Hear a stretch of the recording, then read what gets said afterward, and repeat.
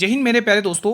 NTPC 12th level की तैयारी करने वाले सभी छात्रों के लिए मात्र 16 दिन बचे हुए हैं एग्जाम के। 16 दिन पहले आप देख सकते हैं कि पेपर कैसा आने वाला है 7 मई का, जिसमें आज के इस मॉडल पेपर में जो 8वां है, जिसमें मैं जीके, गणित, रीजनिंग प्लस कंप्यूटर के मोस्ट इंपोर्टेंट क्वेश्चन करवाने जा रहा हूं। ये क्वेश्चन हर शिफ्ट में आपको देखने को मिलेंगे। ठीक है, ये सारे मोस्ट इंपोर्टेंट सेलेक्टेड क्वेश्चन मैंने चुने हैं दोस्तों। ठीक है, अगर सिलेक्शन लेना है, एक सीट पक्की करनी है, तो ये मॉडल पेपर आपके लिए बहुत जरूरी है। पहला प्रश्न आपके स्क्रीन पर लग चुका है। बंगाल के किस गवर्नर जनरल पर ब्रिटिश संसद में महाभियोग की कार्यवाही चलाई थी? बहुत ही इंपॉर्टेंट क्वेश्चन है, बताएंगे आप लोग क्या होगा इसका आंसर। क्या कैनिंग होगा? क्या बिल्कुल नहीं, कैनिंग तो नहीं होगा।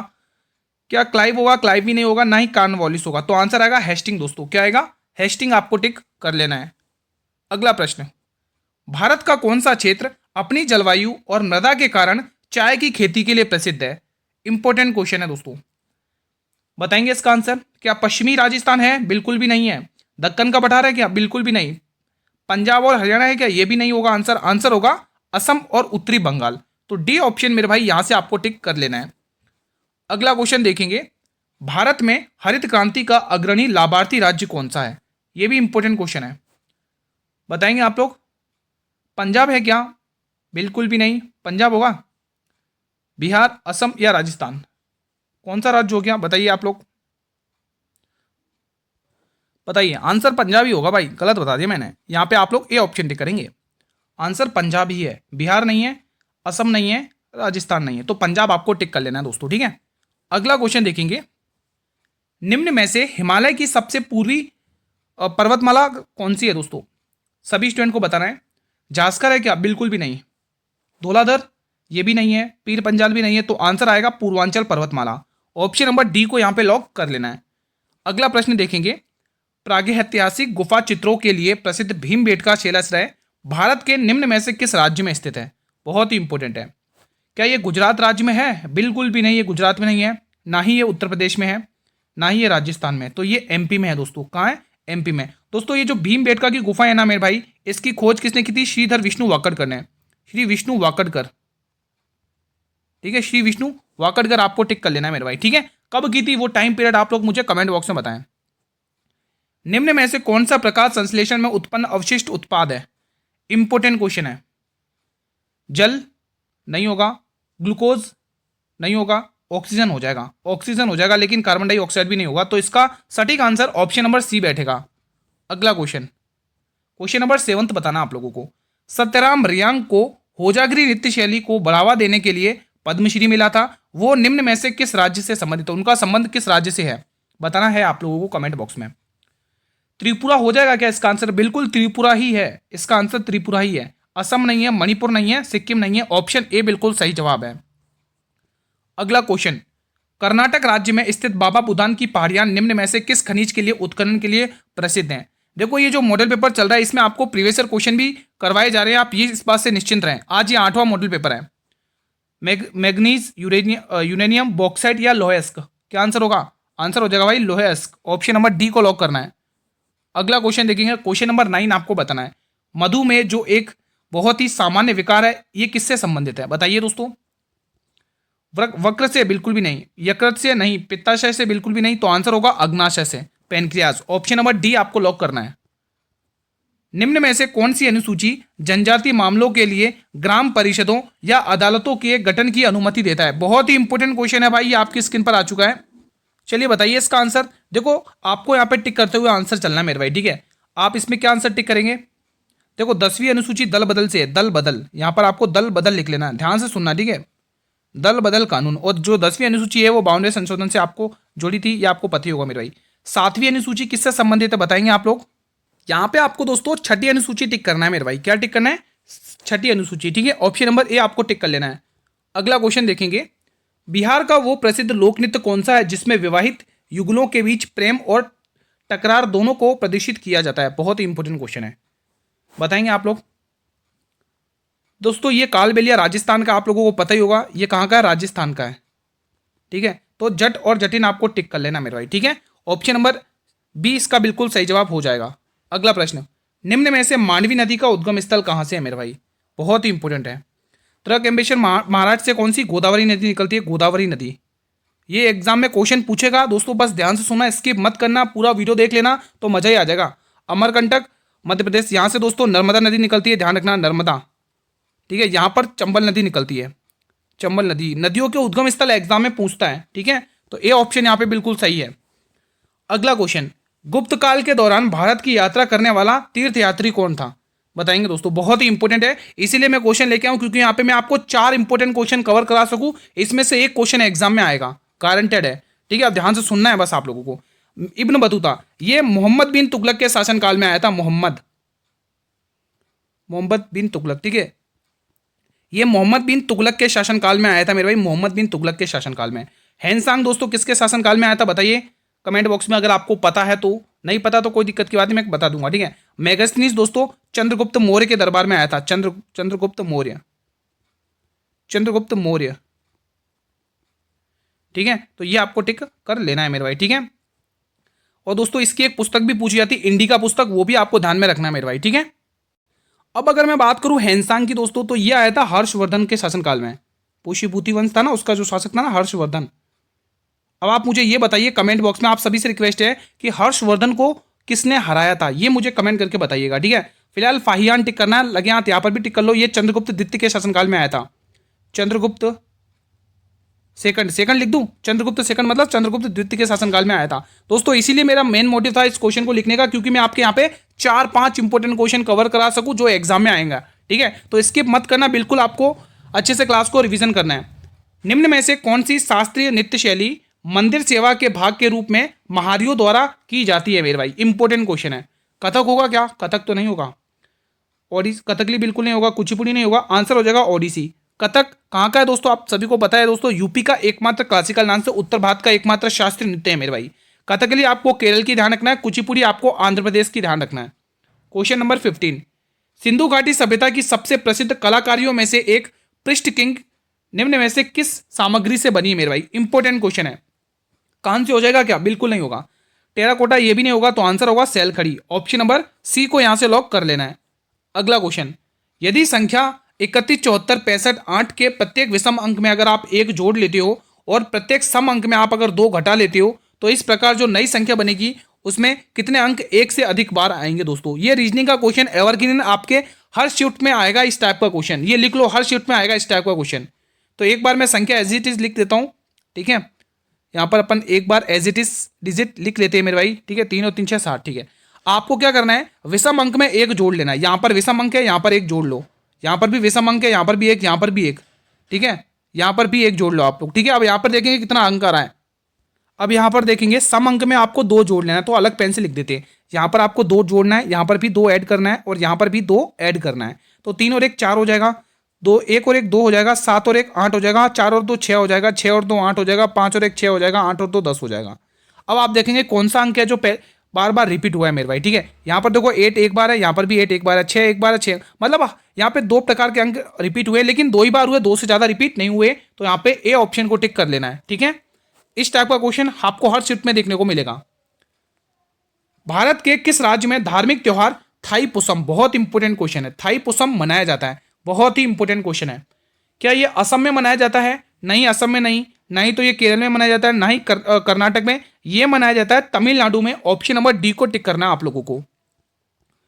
निम्न में से कौन सा मंत्री था जिसने राजा अशोक को सिंहासन हासिल करने में मदद की थी मेरे भाई? बहुत ही इंपॉर्टेंट है। क्या समुद्र था? नहीं भाई, समुद्र नहीं था। सुसीमा ये भी नहीं थे, भद्रायुद्ध ये भी नहीं थे, तो कौन थे? राधागुप्त थे। ऑप्शन नंबर डी को यहां पर लॉक कर लेना है। अगला क्वेश्चन, न्यायिक समीक्षा के सिद्धांत की उत्पत्ति किस देश से मानी जाती है? इंपॉर्टेंट क्वेश्चन है भाई, बताइए, सभी स्टूडेंट को आंसर करना है। भारत बिल्कुल भी नहीं, फ्रांस ये भी नहीं, यूनाइटेड किंगडम ये भी नहीं, तो यूएस से टिक करना है मेरे भाई। क्या टिक करना है? यूएसए यानी कि संयुक्त राज्य अमेरिका। अगला क्वेश्चन, ये अपन ने कर लिया ना 19 वाला, है ना, ये अपन कर चुके हैं। चलो ये वाला बता दो, क्वेश्चन शानदार। भटियाली लोक संगीत जो अधिकतर मछुआरों द्वारा गाया जाता है, निम्न में से किस राज्य से संबंधित है? शानदार क्वेश्चन है ये आपकी स्क्रीन पर। केरल से है क्या? बिल्कुल नहीं, ना ही ये ओडिशा से है, ना ही आंध्र प्रदेश से, ये पश्चिम बंगाल से है। ऑप्शन नंबर डी यहां पर लॉक कर लेना है। अगला क्वेश्चन देखेंगे, एटीपी उत्पादन का मुख्य स्थान क्या है? एटीपी उत्पादन का मुख्य स्थान क्या है बताइए? केंद्रक भी नहीं है, प्लास्टिड भी नहीं है, पैराक्सीसोम भी नहीं है, तो आंसर आएगा माइटोकॉन्ड्रिया, ऑप्शन नंबर डी। अगला क्वेश्चन, किस पंचवर्षीय योजना में 20 सूत्री कार्यक्रम की शुरुआत की गई थी? बहुत ही इंपॉर्टेंट है, और वो योजना 1 साल पहले ही खत्म कर दी थी दोस्तों। जी हाँ दोस्तों, आंसर क्या आएगा बताइए? 5वीं पंचवर्षीय योजना टिक करना है दोस्तों, ठीक है। टाइम पीरियड रट लो, यहाँ पे एग्जाम में पूछता है दोस्तों, टाइम पीरियड सीधा पूछेगा, ठीक है, आपको एग्जाम में सीधा पूछेगा। 1974 से लेकर 78 तक 1 साल पहले ही खत्म कर दी थी दोस्तों, ठीक है। इंदिरा गांधी यहाँ पर प्रधानमंत्री थी, और इसी पंचवर्षीय योजना में आया था, नारा आया था गरीबी हटाओ। ये बहुत इंपॉर्टेंट है, नोट कर लो इसको, मैं हाईलाइट भी कर देता हूँ, गरीबी हटाओ। अभी कभी रट लो, एग्जाम में ये पूछा जा सकता है आप लोगों को। अगर पंचवर्षीय योजना से कुछ पूछा तो आपसे ये जरूर पूछेगा, इसीलिए मैं इसको किससे हाईलाइट करूँ, किससे हाईलाइट करूँ, रेड से कर दूँ क्या? चलो रेड से हाईलाइट करता हूँ, ठीक है। तो ये गरीबी हटाओ, ये आपको अच्छे से याद करना है, ठीक है मेरे भाई, ये आपको अच्छे से याद कर लेना है। तो यहाँ पे आपको सी ऑप्शन टिक कर लेना है, ठीक है दोस्तों। अगला क्वेश्चन, गरीबों को मुक्त कानूनी सहायता सुनिश्चित करने के लिए संविधान में किस संशोधन द्वारा 39A शामिल किया गया है? मोस्ट इंपोर्टेंट क्वेश्चन है, मोस्ट रिपीटेड क्वेश्चन है, रेलवे ने अभी तक न जाने इस क्वेश्चन को कितनी बार पूछा है, ठीक है। आपको पता है 44वें संशोधन में हमने क्या किया था दोस्तों, बताइए? संपत्ति के अधिकार को हटा दिया था दोस्तों, 1978 वाला है ना, तो इस चीज को आपको ध्यान रखना है। तो यहाँ पे 42वां संविधान संशोधन आपको टिक करना है, ठीक है। 42वां संविधान संशोधन 1976 वाला याद कर लेना मेरे भाई, ठीक है दोस्तों। तो ये कुछ इंपोर्टेंट अमेंडमेंट हैं जो याद आपको करना है। अगला क्वेश्चन, लिंगराज मंदिर भारत के निम्न में से किस राज्य में स्थित है? बताइए दोस्तों, सभी स्टूडेंट को बताना है। क्या ये ओडिशा में स्थित है? बिल्कुल ओडिशा में ही स्थित है, ना ही ये गुजरात में, ना ही कर्नाटक में, ना ही तमिलनाडु में मेरे भाई, ठीक है। तो ऑप्शन ए बिल्कुल यहां से लॉक करना है। अगला क्वेश्चन देखेंगे आप लोग, उल्लास योजना जिसे नव भारत साक्षरता कार्यक्रम के नाम से जाना जाता है, इसकी समय अवधि क्या है? इस योजना की समय अवधि आपसे पूछा है। क्या वित्तीय वर्ष 2022-2027? हाँ, यही बिल्कुल आंसर हो जाएगा। तो यहाँ पे बी, सी और डी आंसर बिल्कुल भी नहीं है मेरे भाई। अगला क्वेश्चन देखेंगे आप लोग, राजा राम मोहन राय की कृति एक श्रवादियों का उपहार मूल रूप से किस भाषा में लिखी गई है मेरे भाई? राजा राम मोहन राय जिसे आधुनिक भारत का पिता कहा जाता है दोस्तों, ठीक है, पुनर्जागरण का पिता कहा जाता है। राजा राम मोहन राय नहीं दोस्तों, 1828 में ब्रह्म समाज की स्थापना की थी, आप सभी को पता ही होगा मेरे भाई। फिलहाल आपको आंसर टिक करना, फारसी भाषा में लिखी गई थी दोस्तों, ठीक है। और वेदांत कॉलेज की स्थापना इन्होंने ही करी थी दोस्तों, आत्म सभा की स्थापना भी इन्होंने ही करी थी, और ठीक है, और इंपॉर्टेंट, इनको राजा का टाइटल अकबर द्वितीय ने दिया था, ये भी आपको ध्यान में रखना है, ठीक है। तो ये कुछ इंपॉर्टेंट है। संवाद कौमुदी समाचार पत्र भी इन्होंने स्टार्ट किया था, ये भी आपको ध्यान में रखना है। दी गई श्रृंखला में प्रश्न चिन्ह के स्थान पर क्या आना चाहिए? बड़ा ही इंपॉर्टेंट क्वेश्चन लग रहा है, बताएंगे आप लोग आंसर? यहाँ पर देख पा रहे होंगे +1 देखने को मिल रहा है, यहाँ पर 3 में से 1 गया 2, और 9 में से 6 गया 3, यहाँ पर 32 देखने को मिल रहा है। यहाँ पर कितना देखने को मिल रहा है? 7 में से 3 घटाओगे 4, और यहाँ पर 4 देखने को मिल रहा है। यहाँ पर देख लो 15 में 7 घटाओगे 8, और यहाँ पे आ रहा है 21, और यहाँ पे आ रहा है 13, यानी 7-8 का अंतर यहाँ पे देखने को मिल रहा है, ठीक है। तो कुछ पता चला, कुछ समझ में आ रहा है क्या हो सकता है इसमें? एक बार और चेक कर लेते हैं। यहाँ तक तो आप लोगों ने कर लिया होगा दोस्तों, ठीक है। अगर अपन इसमें देखें ध्यान से, तो इसका ये 2 गुना हो रहा है, तो 188 का भी 2 गुना कर लेते हैं। 188 का 2 गुना 176 होता है। अब आपको इन दोनों को प्लस करके देखना, फिर पता चल सकता है अगला नंबर कौन सा आ रहा है। 225 और 176, तो 6 5 11, 7 और 2 9, 10 का 0 कैरी 1, 2 और 1 3 और 1 4, 401 ये ऑप्शन में दे रखा है, ठीक है। तो आप ऐसे बीच में से कर सकते हैं मेरे भाई, ठीक है। अगला क्वेश्चन देखेंगे, गति के समीकरण v बराबर u प्लस at में u क्या दर्शाता है? बहुत ही इंपॉर्टेंट क्वेश्चन है। अंतिम वेग ये बिल्कुल भी नहीं है, गतिज ऊर्जा ये भी नहीं है, प्रारंभिक वेग बिल्कुल सही है, तो ये भी ऑप्शन नहीं है, ठीक है। अगला क्वेश्चन देखेंगे, दक्षिण अफ्रीका में महात्मा गांधी जी द्वारा प्रकाशित पहली पत्रिका का नाम क्या था? बहुत ही इंपॉर्टेंट क्वेश्चन है। नवजीवन ये भी बिल्कुल नहीं है, हरिजन ये भी नहीं है, यंग इंडिया ये भी नहीं है, तो इंडियन ओपिनियन आपको टिक करना है, बहुत इंपॉर्टेंट है। यहाँ पे मैं 3 स्टार लगा देता हूँ, एग्जाम में पूछेगा, ठीक है। अगला क्वेश्चन नंबर 30, असहयोग आंदोलन के दौरान किस घटना के बाद गांधी जी ने आंदोलन वापस ले लिया था? बहुत ही इंपॉर्टेंट क्वेश्चन है मेरे भाई। जलियांवाला बाग हत्याकांड आप सभी को पता ही होगा मेरे भाई, ठीक है। चोरी चोरा कांड घटना, यही बिल्कुल सही जवाब हो जाएगा दोस्तों, ठीक है। ये घटना 4 फरवरी 1922 में हुई थी, 4 फरवरी 1922 में हुई थी, 1922 में हुई थी, ठीक है। गोरखपुर में हुई थी, ये भी पूछ सके तो आप लिख लेना, अगर आपको पूछेगा तो गोरखपुर, ठीक है, याद कर लेना। रोलेक्ट एक्ट आप सभी को पता है 1919 में हुआ था। चंपारण आंदोलन 1917 में हुआ था दोस्तों, गांधी जी का पहला आंदोलन था। संत राजकुमार शुक्ल ने उन्हें बुलाया था दोस्तों ये आंदोलन करने के लिए, नील की खेती के लिए ये आंदोलन था, ठीक है। अगला क्वेश्चन देखेंगे, क्वेश्चन नंबर 31 बताइएगा, अनुच्छेद 24 के अंतर्गत कारखानों आदि बालकों के नियोजन पर प्रतिरोध किस आयु से कम बच्चों के लिए है? बहुत ही इंपॉर्टेंट क्वेश्चन है। क्या ये 12 वर्ष की कम आयु के लिए? नहीं, ये तो आंसर नहीं होगा। क्या ये 16 वर्ष की कम आयु के बच्चों के लिए भी? ये भी नहीं होगा। 18 नहीं, तो 14 वर्ष से कम आयु के बच्चों के लिए ये अनुच्छेद है दोस्तों। Option number D. संविधान के अनुच्छेद 51A मूल कर्तव्य को किस संवैधानिक संशोधन के माध्यम से जोड़ा गया? बहुत ही इंपॉर्टेंट क्वेश्चन है दोस्तों। ये जो मूल कर्तव्य है मेरे भाई, ये हमने रूस के संविधान से लिए। ध्यान से रट लेना, अच्छे से याद कर लेना, ये हमने रूस के संविधान से लिए। क्या ये 44वें संविधान संशोधन से 1978 है क्या? बिल्कुल भी नहीं, क्योंकि इसमें तो हमने संपत्ति के अधिकार को हटाया था। क्या ये 42वें संविधान संशोधन की बात कर रहा है क्या? हाँ, ये बिल्कुल सही है, 1976 वाला। ठीक है, तो ये बिल्कुल सही है मेरे भाई। ठीक है, तो ऑप्शन नंबर बी। देखो दोस्तों, 11वां मौलिक कर्तव्य हमने 86वें संविधान संशोधन के तहत ऐड किया था, आप सभी को पता ही होगा दोस्तों, है ना। समुद्र तटों के लिए प्रसिद्ध एक लोकप्रिय पर्यटन स्वराज द्वीप क्या है दोस्तों? स्वराज द्वीप कहाँ स्थित है? बहुत ही इंपॉर्टेंट क्वेश्चन है। स्वराज द्वीप कहाँ पर स्थित है, ये आपसे क्वेश्चन ने पूछा है। लक्षद्वीप में स्थित है क्या? ये बिल्कुल भी नहीं है। क्या ये दमन और दीव में स्थित है? ये भी नहीं है। मन्नार की खाड़ी में? ये भी नहीं। तो ये मेरे भाई अंडमान और निकोबार द्वीप समूह में स्थित है। यहां से डी ऑप्शन को लॉक करना है। अगला प्रश्न, भारतीय रिजर्व बैंक का केंद्रीय कार्यालय मुख्यालय निम्न में मुंबई में स्थानांतरित हुआ था। आप सभी को पता है कि जो रिजर्व बैंक ऑफ इंडिया है दोस्तों, आप ये क्वेश्चन स्किप नहीं कर सकते, क्योंकि ये क्वेश्चन एग्जाम में आते हैं। अगर आपने स्किप किया तो दोस्तों आप ये गलती एग्जाम में होगी, फिर दोस्तों आप फिर मत बोलना। ठीक है, तो यहाँ पे आपको ध्यान से सुनना है 1 मिनट के लिए। ठीक है, 1 मिनट आपको ध्यान से सुनना है। 1 अप्रैल 1935 में इसकी स्थापना हुई थी, यह आपको पता ही होगा मेरे भाई। ठीक है, 1934 के एक्ट के तहत। ठीक है दोस्तों, शाही आयोग कमीशन थी, शाही आयोग के कमीशन, हंटर कमीशन कह लो यार। ठीक है, शाही आयोग। ठीक है मेरे भाई, अब आपसे पूछेगा, पहले इसका जो हेड क्वार्टर था मेरे भाई, ध्यान से सुना, पहले इसका हेड क्वार्टर कलकत्ता हुआ करता था। कब हुआ करता था? कलकत्ता हुआ करता था पहले। ठीक है, लेकिन 1900 मुंबई में कब था? 1937 में हुआ ना, 1937 होगा, 1937 में हुआ था। ये एक काम कर लो, ये 6 को हटा के 7 लिख लो। ठीक है, ये 1937 में हुआ था। ठीक है, हाँ, तो 1937 आप पे टिक कर लेना है। तो दोस्तों 1937 आपको टिक कर लेना है। ठीक है, 1937 में हो गया था। अब वर्तमान में कहां पर है दोस्तों? वर्तमान में इसका हेडक्वार्टर मुंबई में मेरे भाई, ये आपको ध्यान रखना है। अब यहीं पर दोस्तों एक क्वेश्चन लिख लो, एग्जामिनर पूछेगा, आपको ध्यान से सुनना है। राष्ट्रीयकरण पूछ सकता है आपको एग्जाम में।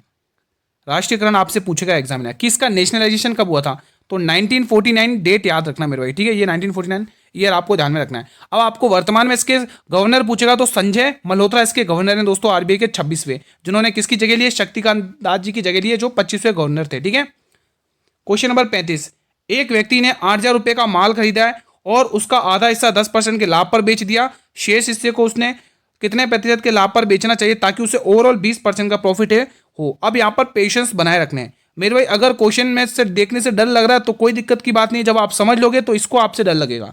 अब ध्यान से सुनना है मेरे भाई।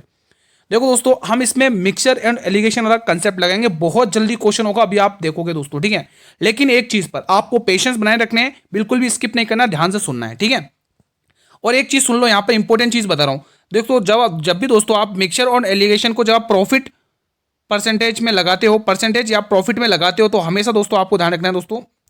ठीक है, तो जो यहाँ पे रेशियो आएगा वो कोस्ट प्राइस के संदर्भ में लगाते हैं दोस्तों, ये ध्यान रखना। तो जो रेशियो आएगा वो कोस्ट प्राइस के संदर्भ में आएगा। ठीक है, तो यहाँ पर देखोगे, पहले आप 10% के लाभ पर, ठीक है, फिर आप कह रहे हो कि इसको कितने लाभ पर बेचे कि ओवरऑल 20% का प्रॉफिट हो। अब आप ध्यान से सुनना दोस्तों, यहाँ पर तो 1 और 1 का रेशियो दे रखा है। ठीक है, 1 और 1 का रेशियो दे रखा है मेरे भाई। तो यहाँ से आप माइनस करो, कितना आ रहा है? 10 आ रहा है। तो ये इसका कितना गुना दिख रहा है? तो ये आपको गुरु, ये इसका 10 गुना है, तो आपको इसका भी 10 गुना करना है। ठीक है, तो इसका भी 10 गुना कर लेना है एक का। ठीक है दोस्तों, तो इसका भी 10 गुना कर लेना है। लेकिन उससे पहले आप देखेंगे दोस्तों, आपने एक चीज़ नोटिस करी होगी दोस्तों, जब भी आप मिक्सर एंड एलिगेशन, अरे ये हट क्यों नहीं रहा है? हाँ, एक चीज़ आपने हमेशा नोटिस करी होगी, जब भी अपन मिक्सर एंड एलिगेशन सॉल्व करते हैं तो एक वैल्यू ज़्यादा होती है और एक वैल्यू कम हो जाती है। ये वैल्यू अगर 10 होगी तो ये वैल्यू इसमें 10 ऐड करके होगी, तो यहाँ पे 20 + 10 ऐड करके होगी दोस्तों। ठीक है, ऐड करके, तो ओवरऑल यहाँ पर वैल्यू कितनी हो जाएगी? 30 हो जाएगी। तो आपका आंसर आ चुका है मेरे भाई, कहाँ गया? Option number D. ठीक है, इसका आपको एक का 10 गुना कर लेना है, तो यहाँ पे इसका 10 हो जाएगा दोस्तों। ठीक है, मैं आशा और उम्मीद करता हूं कि आप लोगों को समझ में आ चुका। देखो यहाँ पे 1 और 1 का रेशियो बन चुका है। अभी जस्ट बताया प्रॉफिट सॉल्व करो या परसेंटेज, इसमें जब अपन मिक्सर और एलिगेशन लगाते हो तो प्रॉफिट का रेशियो, सॉरी कोस्ट प्राइस का रेशियो निकलता है। ठीक है, तो डी ऑप्शन बिल्कुल सही जवाब है। मैं आशा और उम्मीद करता हूँ कि आपको समझ में आ गया होगा। ना समझ में आया तो कमेंट कर सकते हैं। प्रथम गोलमेज सम्मेलन का उद्घाटन किसने किया था? बहुत ही इंपॉर्टेंट क्वेश्चन है मेरे भाई। आई थिंक कल या परसों वाली, कल वाली शिफ्ट में मैंने पढ़ाया था, एसएससी जीडी वाले कांस्टेबल को ये पढ़ाया था क्वेश्चन। ठीक है, तो प्रथम गोलमेज सम्मेलन दोस्तों आपको पता ही होगा दोस्तों, कब हुआ था?